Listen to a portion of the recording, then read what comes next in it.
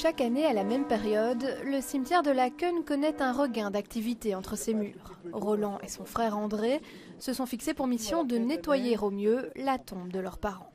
Puis je prépare la tombe de maman et de papa, donc un nettoyage. Mais bon, on n'attend pas vraiment le 1er novembre pour faire des choses pareilles. Donc nous entretenons facilement 3-4 fois par an la tombe, parce que bon, ils ont acheté quand même une concession de 50 ans et on essaye d'avoir une certaine tradition. On sait que ça va se perdre, mais enfin on essaye d'entretenir, mon frère et moi.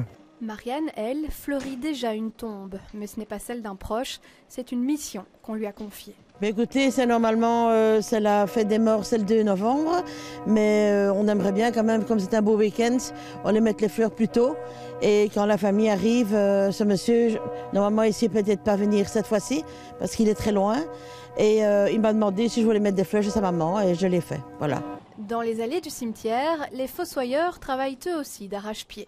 Les poubelles se remplissent beaucoup plus vite qu'à l'accoutumée, il faut les vider tous les jours. Certaines tombes dont le cimetière a la charge, comme celle de ces soldats de 14-18, sont fleuries.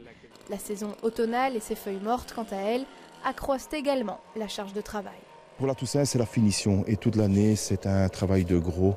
Ça peut être de l'élagage, ramasser les feuilles, de l'entretien, enlever les mauvaises herbes, s'occuper vraiment de l'entretien d'un jardin. Imaginez un jardin à la maison, ici on a un grand jardin qui demande de l'entretien toute l'année. Nous remarquons énormément de visiteurs durant le mois d'octobre. Plus on s'approche de la Toussaint, plus le pic va être élevé.